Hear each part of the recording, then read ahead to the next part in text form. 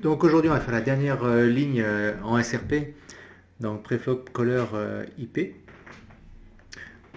C'est une ligne qui est vraiment intéressante. Il y a beaucoup d'exploits à faire parce que c'est très mal géré par Villain. Donc vraiment soyez attentif. Il y a vraiment quoi de faire lever là à ce niveau-là. Donc on va commencer directement par le flop. Donc pour ce qui est du flop, contre un bet small, donc si vilain bet small, si bet directement. Là, faut pas hésiter à call assez large pour plusieurs raisons. Premièrement, bah, théoriquement, il faut déjà le faire. Deuxièmement, il y a beaucoup d'exploits à faire sur les lignes où il s'y bet parce qu'il s'y bet beaucoup trop au flop par rapport à la théorie. Donc, ce qui fait qu'il aurait une range qui sera beaucoup trop large et qu'on pourra l'exploit énormément justement par la suite. Donc contre un bet small, on va call les overcards, les A6, des paires, des backdoors, enfin c'est assez large. Mais il ne faut pas oublier que toujours contre bet small, on va raise plus de 15% avec bon, bien sûr de la value, il ne faut pas oublier les raise. Je le répète à chaque fois, mais les values, il faut les raise, sinon on perd de levée. Et bien entendu, à chaque fois que vous êtes sur une main avec un brelan ou autre et que vous raisez, pensez à réfléchir aux bluffs que vous auriez dans la même situation. Ça va vous habituer à les repérer plus facilement. Parce que c'est toujours facile de raiser des values, mais réfléchissez pour équilibrer quels sont les bluffs qui seraient intéressants à raise dans ces situations-là. Donc dans ce cas-là, donc on raise les values, on va raiser aussi des overcards sur des low boards. Et après tout ce qui est 5 outs, donc des paires assez faibles qui nous offrent 5 outs avec des backdoors et nos meilleurs draws avec 4 outs. Donc on peut vraiment raiser assez large parce qu'en plus le field overfold. Donc comme je le disais, ouais, le field il bet beaucoup trop. Il overfold face au raise et il overfold aussi quand il check face à des small bets. Donc il y a vraiment beaucoup d'opportunités parce qu'il sait très mal gérer cette situation-là. Donc contre des bêtes mid et larges de la part de vilain, des 6 bêtes, dans ce cas-là il est assez équilibré. Donc en général contre des bêtes mid, on doit avoir de mémoire à peu près 8-9% de raise seulement. Mais là il est équilibré, donc il n'y a pas besoin de raiser plus qu'il y a besoin ou de coller plus large. Faut vraiment appliquer la théorie basiquement, quoi. Donc, comme je le disais, il faut bien penser qu'à partir du moment où il va 6 bet le flop, on va déjà commencer à anticiper les hotspots qu'il va y avoir par la suite. Notamment donc avec des 6 bets small au flop de sa part. Et je ne vais pas vous faire la liste, mais quasiment tout, mais c'est hallucinant, hein, mais quasiment toutes les lignes où il 6 bet au flop, on arrive à trouver un exploit à la river. C'est vraiment une des positions qui est assez hallucinante, enfin une des positions une des lignes. À partir du moment où on va overbet à la river, on peut quasiment tout exploit à partir du moment où on a call le flop. Donc pensez-y, c'est pour ça qu'on peut se permettre de call un peu plus large que la théorie, non seulement parce qu'il s'y bet trop, mais en plus parce qu'il overfold énormément à la river. Est-ce que tu conseillerais de s'adapter dès le préflop? Non, parce que ça c'est souci, tu sais. Ce que je disais, restez sur la théorie, la stratégie qu'on vous donne, parce que si vous commencez à modifier le préflop, ça va complètement changer aussi votre stratégie sur tout l'arbre. On ne se rend Ouais, pas compte, tu sais, c'est un peu l'histoire de l'éléphant sur le ballon. ouais, Le moindre petit mouvement, mais la GTO est totalement instable et moi je l'ai découvert assez tardivement, mais c'est hallucinant à quel point la GTO est instable. C'est-à-dire qu'un changement de fréquence, par exemple en préflop, c'est Uri Pelek qui a fait une très bonne masterclass là-dessus, mais pas assez, il n'y a pas assez de masse d'informations au final, mais il y a deux trois trucs qui sont bien. Par exemple sur des gars qui 3 bêtent pas assez, qui sont à 10% au lieu de 11% ou 10% au lieu de 12%, et tout de suite on voit qu'ils peuvent être exploits mais hyper larges en ouvrant plus, etc. Donc on voit tout de suite qu'il y a un impact énorme pour des toutes petites choses. Donc commencez pas à modifier d'autres en tirant des conclusions hâtives. Appliquez basiquement en comprenant ce que vous faites et après on verra parce que j'ai des idées déjà pour vous faire d'autres choses par la suite. Mais déjà, vraiment appliquer ça de manière basique et rigoureuse. Ok.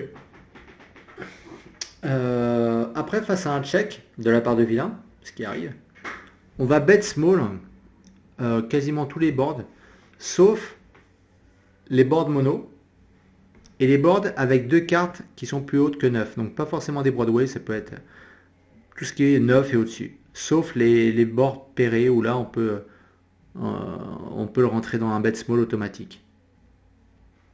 Parce que, encore une fois, le field est overfold énormément, et il overfold énormément, et il check raise pas assez. Donc, oubliez pas ces réflexes-là, on les retrouve. J'ai l'impression de répéter, mais c'est important que ça vous rentre dans la tête. Si les gars ne check raise pas assez, on va bet beaucoup plus small. Alors, pour la petite parenthèse, ça ne veut pas dire que si on avait à bet share, on va le transformer en small. Non, ça veut dire que ce qui était avant check, on va le bet small. Donc on a une fréquence de bet small qui va augmenter. Et si on avait des bet share, il resterait. Mais bon, ça c'est pour l'info. Et en plus, le fait qu'il overfold, bon bah là voilà, tout est dit quoi. Face à un check raise, ça arrive. Surtout quand on bet small, même s'il ne raise pas assez, il en reste quelques-uns. Bah, on va call comme d'habitude, les paires avec 5 out. Et tous nos meilleurs draws, etc. Donc ça c'est du classique au niveau du flop. Vous le retrouvez quasiment sur toutes les lignes. Proche de la théorie, quoi. On Ouais, s'appelle à overfold malgré qu'il check raise un peu moins, parce qu'on aura des axes d'explos par la suite. ouais, Donc, exactement. De toute façon, tout va jouer en général au turn. Même, tu me diras sur cette ligne-là, même à la river. Mais déjà, on sait que si check raise au flop et qu'il check à la turn, quelles que soient les lignes, quelles que soient les positions plutôt, on sait déjà que c'est un aveu de faiblesse, un peu ce que tu as eu toi sur la ligne en 3 bêtes, que ce soit ouais. 3 bêtes, que ce soit RCRP, un mec qui check raise, qui check après la turn, déjà tu sais qu'il y a un exploit à faire. Faut pas oublier de checker aussi nos meilleures mains et des mains avec de la showdown. Mais tous nos airs où on sait qu'on a 0 de V, il faut pas hésiter à les bluffer à la river. Donc ça c'est toujours, je le répète, mais c'est vraiment important ces lignes-là. Euh, à la turn, ouais, la turn. Face à un check au flop et il bet à la turn. Bon bah là, encore une fois, c'est assez facile. Je répète ce qui est marqué dans la GTO, dans la théorie, mais vous le retrouvez sur les solvers. Donc vous allez coller toutes les paires, les draws, cat out, Après, il faut faire gaffe au sizing. Euh, c'est aussi quelque chose que j'ai répété plusieurs fois. On ne colle pas un sizing 1 tiers 40% comme on call 80-90% avec les mêmes mains. Ça peut paraître ridicule ce que je dis, mais c'est moi je faisais l'erreur maintes fois. Il y a vraiment beaucoup beaucoup beaucoup plus de fold dès qu'on arrive dans des bêtes assez larges. Et il faut vraiment connaître juste cette petite modification, à quel point on va être beaucoup plus tight pour connaître vraiment nos ranges de call. C'est vraiment important que vous sachiez ça, parce que même au flop, on peut fold parfois des mains qu'on aurait call par le passé, juste parce que le sizing est un peu trop important. Et en plus, contenu que vilain, quand il rentre dans des sizings trop larges, il a tendance à être trop tight. Il est pas assez équilibré. Donc prenez ça en compte, quoi. Ouais, contre un bet turn, après avoir checké le flop de sa part, faut aussi penser à bien raise nos overcards, nos meilleurs draws, parce qu'encore une fois, il a tendance à probe beaucoup trop le pool. Donc, on va avoir une fold equity qui va être monstrueuse. Encore une fois, tout dépend aussi du sizing qu'il va utiliser. S'il vous met un overbet, si j'exagère à la turn, allez-y mollo, quoi. Donc voilà. Face à vilain qui va check call et check la turn, on va bet large, donc entre 66 et 80%. Ça c'est pas important, on n'est pas à 5% près, mais on va bet large. toutes nos values et nos semi-bluffs. Donc c'est quelque chose qui est assez classique, assez habituel. Donc bon bah là vous avez tous les meilleurs backdoors, etc. Enfin, c'est des réflexes à avoir à chaque fois. Il y a très très peu de pure bluff dans ces cas-là. Il y a toujours derrière des backdoors ou des flush draws, des straight draws, etc. Face à un double barrel de sa part, là par contre il va falloir commencer à faire gaffe. Déjà on fait gaffe au sizing, mais surtout on va call qu'avec nos mains qui ont vraiment de la domination sur vilain. Il a tendance à être assez straight, assez tight sur sa manière de jouer le 2 barrel. Et encore une fois, je vous le répète, pour vraiment que ça rentre dans la tête sur toutes les positions, c'est pareil. À partir du moment où il faut 2 barrels, il faut déjà anticiper la river. Donc déjà, vous devez vous demander si vous serez prêt à call avec votre main un 3 barrels. Si votre main vraiment est trop faible, en plus que le sizing de vilain à la turn il est énorme, etc., laissez tomber. Il n'y a pas de honte à fold sur une main qui vous semblait un peu bancale, quoi. Est-ce qu'on peut appliquer le fait de se dire qu'il faut au moins battre une partie de sa value range pour call des 2 barrel turn? Faut avoir de la domination. Donc Ouais. à partir du moment où c'est sur des boards, c'est avec deux Broadway, etc. Par exemple, si tu es bouton contre P et que tu as As-Dame 5, je sais pas, au flop, et qu'à la turn, tout d'un coup, tu as un valet, même si tu as des bonnes mains là-dessus, avec des secondes paires, même une seconde paire, je suis prêt à la fold. À la turn, je vais pas la jouer en bluff catcher, quoi. Tu vois? Mais encore une fois, tout dépend du sizing. Donc, si tu envoies du mi-pot, voire mi-pot, 3/4 pot, faut faire gaffe. Ils ont tendance vraiment à ne pas être équilibrés sur ces lignes de 2 barrels. C'est pour ça qu'on exploite les fois où il check, encore une fois. Ouais, exactement. Moi, tout le monde, il check trop weak, c'est pas plus compliqué que ça. Ah, mais tout est relié, quoi.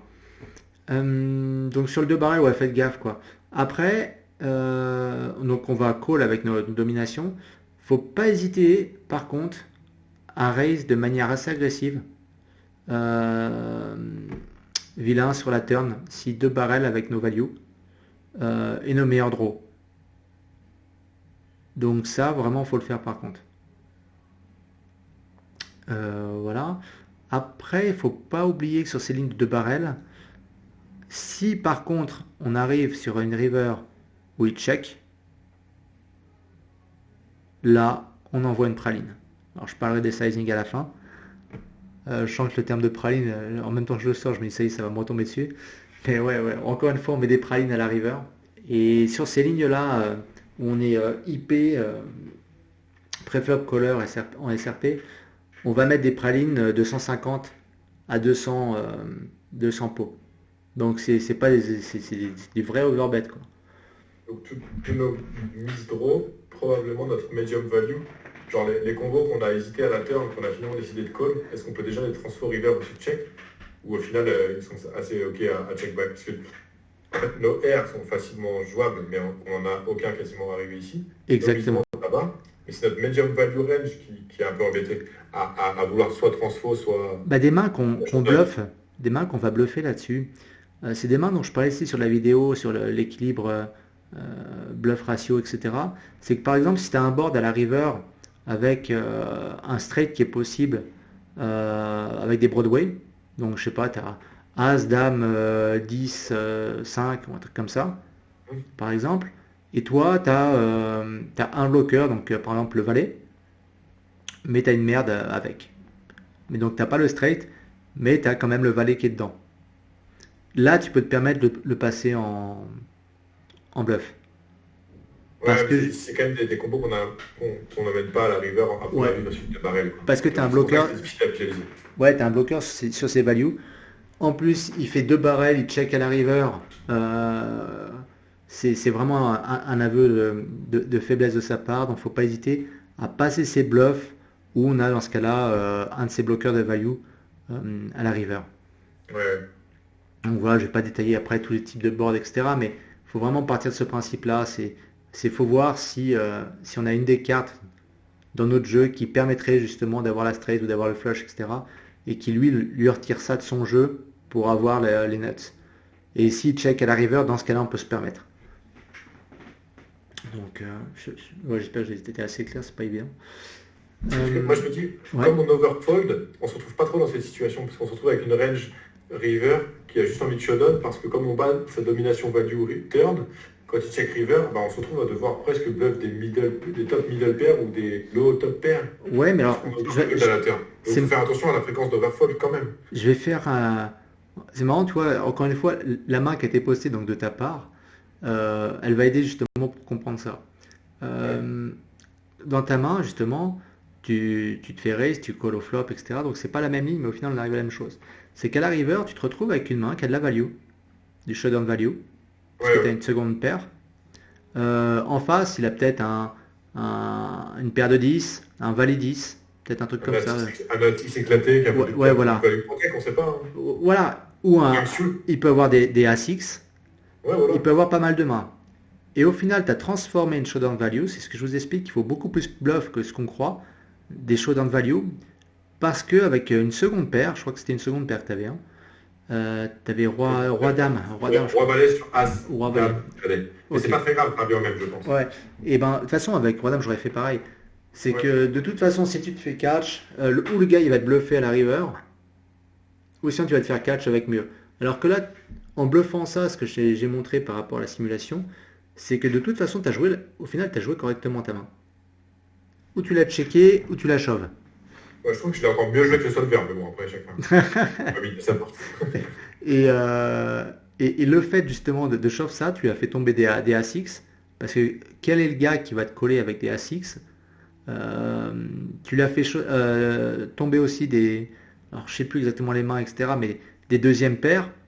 Ouais. Donc, au Et final, je vais pas laisser l'opportunité de me bluff parce que j'aurais été en PLS versus un bet. exactement. Et tu aurais dû catch énormément en théorie face à un shove de sa part à lui, mais tu n'aurais jamais été capable de faire parce que ça demande tellement d'équilibre dans tes ranges que c'est pas possible, quoi. C'est pas gérable, quoi. Donc, donc voilà, c'est pour revenir à ce que tu disais par rapport au shove. Parfois, il y a des showdown value. Faut pas partir du principe qu'on a, ok, j'ai de la showdown, j'ai une troisième paire, j'ai une deuxième paire. Par rapport à la sensation qu'on a sur le board, surtout sur des deux barrels, là, dans ce cas-là où on en est, quand on arrive à la river, on est quand même très polarisé. Donc on sait à peu près le type de range qu'il peut avoir en face. Est-ce que J'ai ça un vaut... exemple, pardon, Hein? voilà, un Oui. exemple de main qui pourrait être illustrateur. En gros, tu as donc tes BB contre SB, tu as une low top pair, tu as roi 5 pourri, board roi XX, tu as bet flop turn, il y a un flush draw et la flush entre river et ça check back. Ben moi, je vais quasiment tout shove, même mes low top pairs. Parce qu'il n'y a jamais de flush qui joue en bet check. Et ça va juste 100% fold des top pairs meilleurs kickers. Alors Ça illustre tes propos? sur une flush à la river, dans ce cas-là, justement, je jouerai en bluff, mais pas avec un overbet, parce qu'il n'y a pas besoin d'aller aussi loin. C'est ce que j'avais dit. Je ne sais plus à qui avait posté une main là-dessus sur une flush. C'est que quand tu joues le bluff... Cornell. C'était Cornell. Ah, c'était Cornell qui s'était fait raise à la river. Et dans ce cas-là, justement, t'as pas besoin d'en rajouter. Le gars, il voit la flush et c'est flagrant qu'il peut pas la rater. Tu mets une demi-praline. Voilà, mais t'as pas besoin d'overbet sur ces mains-là parce que s'il a pas... Pour call une flush, il va call vraiment très tight, donc tu vas faire quand même tomber beaucoup de mains. Donc t'as pas besoin de rajouter, quoi. Dans toutes nos flushs Voilà. qui nous permettent de jamais être trop déséquilibrés. Ou sinon, mais c'est pour ça, il y a un moment, il faut avoir un équilibre.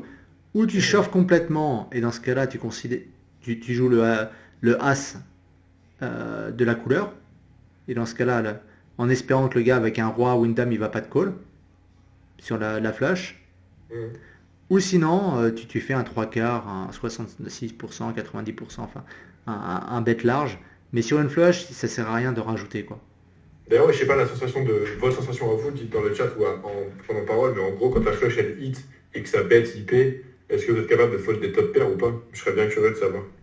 Moi, clairement, je fold des top pairs, quoi.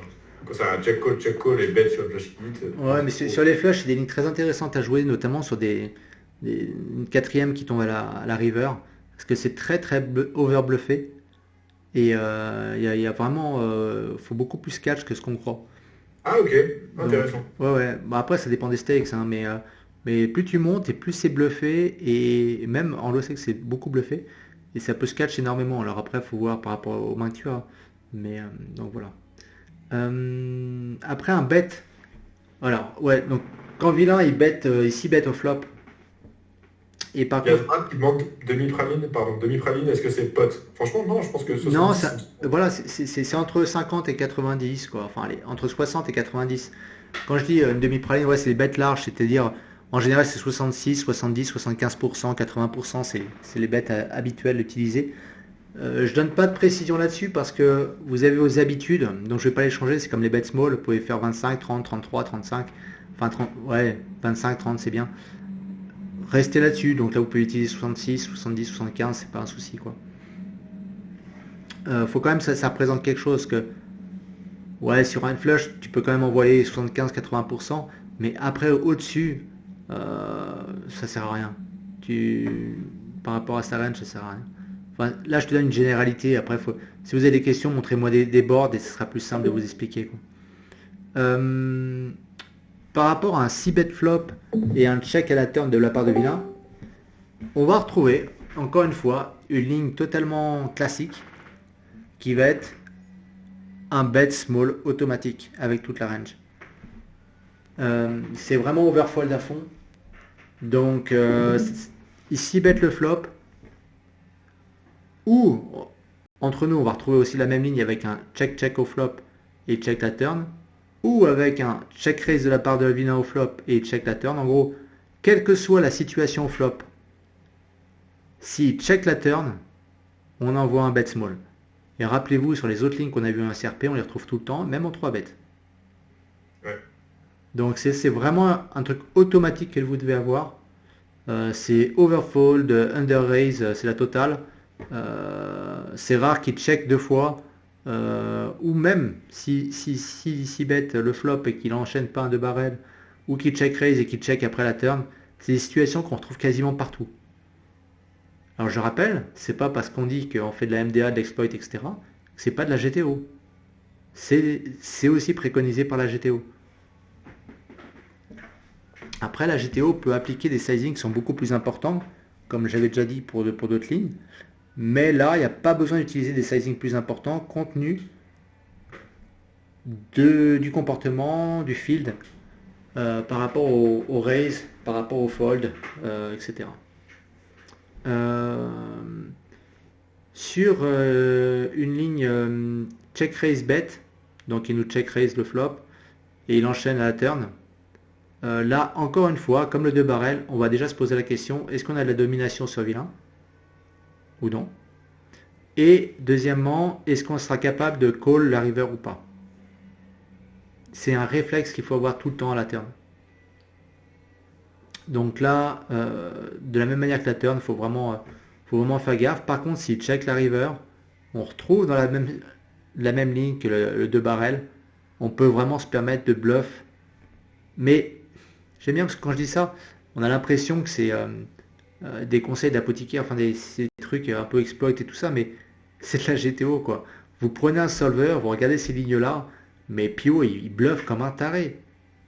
Mais c'est peu connu parce qu'on oublie que Pio, il bluffe énormément river. Donc je ne fais que souligner ce qu'il fait, quoi. Qui est amplifié en plus par le comportement du field. Et encore une fois, le field a raison d'overfold un petit peu parce qu'il joue contre lui-même et lui-même ne bluffe pas assez. Donc le field n'est pas si idiot, c'est nous qui sommes malins à l'exploiter. Putain, je vais t'appeler Socrate. Le Socrate du poker. Euh, à la river. À la river. Alors attendez, je vais reprendre mes différentes lignes. Donc, je vous ai dit, il y a énormément de lignes qui peuvent être vraiment bluffées. Bon, je vais en souligner l'essentiel, mais ça peut paraître énorme, hein. Mais vraiment, c'est colossal. Déjà, toutes les lignes quasiment qui sont check à la turn et check de la part de vilain à la river. Donc ça, c'est simple, hein, au niveau mémotechnique. Il check la turn, il a checké la river. Vous pouvez y aller, envoyer une praline. Et quand je dis la praline, c'est 150 à 200 pots. Alors, soyez pas affolés par les sizing, hein. Je répète, D'ailleurs, petit aparté par rapport à l'interview faite avec justement Kevin Rabichaud, c'est ce dont on discutait dans l'interview, c'est que les AI, tout ça, utilisent des sizing de 238% sans problème au niveau du pot. Donc même certains au niveau du flop. Donc soyez pas apeurés par un sizing de 150 à 200 bb. C'est vraiment quelque chose qui n'existe pas assez, mais qui existe énormément à partir du moment où on fait appel à des solutions professionnelles, quoi. Genre les nouveaux 100%, sapots. 200%, t'as dit 200 bébés, 200%, mais ils avaient compris, je Ouais, pense. ouais, ouais, excusez-moi, ouais. Ouais, 200. J'ai dit 200 bébés au flop, c'est un peu bizarre, mais bon. Ouais, ouais, enfin, ouais. Ouais, merde, quoi. Euh, Après, ah oui, l'autre ligne qui est pas mal, c'est donc on l'a vu le 2 barrel avec le river, là on peut envoyer. Donc là, bah, je vais le détailler, mais ça revient à ce que je disais, c'est-à-dire si il check call le flop et check la turn, river, on peut envoyer. Là, il n'y a pas besoin d'overbet par contre, parce il est vraiment très fragilisé en termes de range. Donc on peut envoyer un bet large sans avoir besoin d'overbet. S'il check le flop, donc check call turn, le check fold river est assez important aussi en overbet. Après, bah, il y a toujours le check-check flop turn et il check la river. Bah, on sait qu'il y a aussi un overfold qui est sur toutes les lignes. À partir du moment où les flops et les turns ont été checkés des deux côtés, on sait que la river c'est vraiment un bluff qui peut être vraiment important. Donc faut y aller. Et la dernière, enfin les deux dernières, c'est il bet, donc ici bet la flop et la turn quoi qu'il fasse, s'il check la river, on peut y aller. Donc ici, s'il bet le flop, quoi qu'il se passe à la turn, s'il check la river, on envoie une praline. Donc praline, 150 à 200 bb. Bébé, 200 pots. Là, tu m'as perdu avec tes bébés. Donc la récap, soyons clairs, c'est assez simple, dans le sens, même si on a parlé de beaucoup de lignes, etc., faut juste se rappeler qu'à partir du moment de façon où vilain a check devant nous, donc que ça soit le flop il check, ou la river, ou la turn il check, je veux dire, déjà on a un bet small. Ça c'est un truc qui doit être automatique. La deuxième, à partir du moment où il 6 bet le flop, on a plein d'opportunités après pour le bluff. En raise ou à la river. Et la troisième, hyper important, c'est qu'il faut vraiment bluffer la river un maximum pour être aussi en accord avec la théorie. Si vous bluffez pas, vous perdez de levée. Et je répète, j'aime bien justement, ça fait le parallèle avec Kevin Rabichaud, ce qu'il disait dans la vidéo, le gros leak qu'il voit par rapport à ses élèves, c'est le manque d'agressivité. Donc quand je dis vaut mieux que vous soyez trop agressif que pas assez, ça ne veut pas dire bluffer non plus avec n'importe quoi. Si vous avez vraiment une top pair, bad kicker, etc., il n'y a pas besoin de bluffer avec. Mais toutes vos mains qui semblent trop fragiles pour aller au showdown, faut pas hésiter à les bluffer à partir du moment où vous rentrez dans les lignes dont on a discuté. Donc voilà, les dangers, bah, on l'a dit, c'est à partir du moment où il vous check raise au flop et qu'il est 2 barrels, ou s'il 2 barrels tout court, à la turn déjà commencer à réfléchir vraiment, est-ce que ça vaut la peine de call, voire de raise. Ça vous voir par rapport à vos mains, mais il ne faut pas hésiter à fold, quoi. Pour nos amis les fiches, il défend assez bien le 3 barrels. Donc si vous avez de la value, envoyez praline, flop, turn et pot, et river. Il overfold pas, donc faut, encore une fois, on retrouve ça sur les autres lignes. Il est assez propre sur le 3 barrels. Donc au niveau des bluffs, allez-y pas trop. Mais par contre en value, faut vraiment y aller, quoi. Surtout sur des sizing assez larges.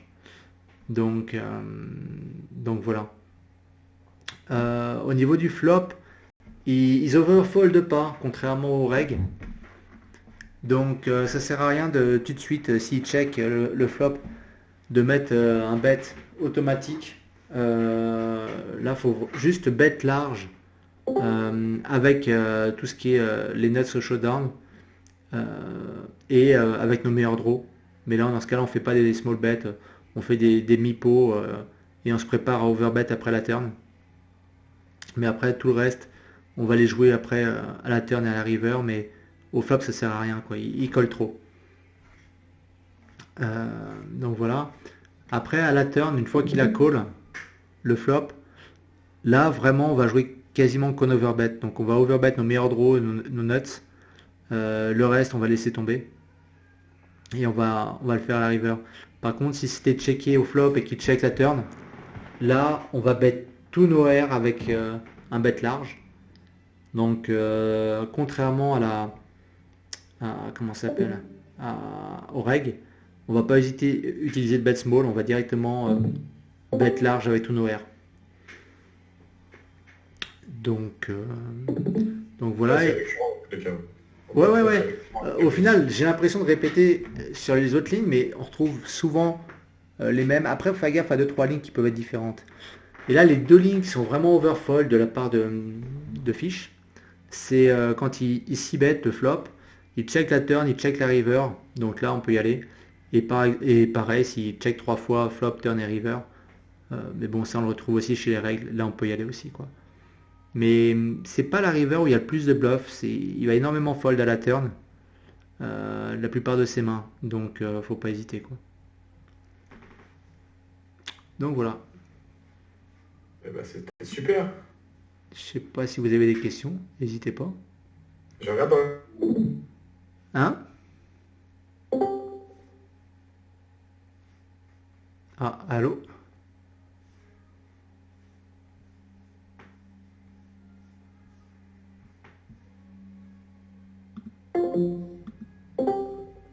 Attends, je t'entendais plus. Vous m'entendez ou pas?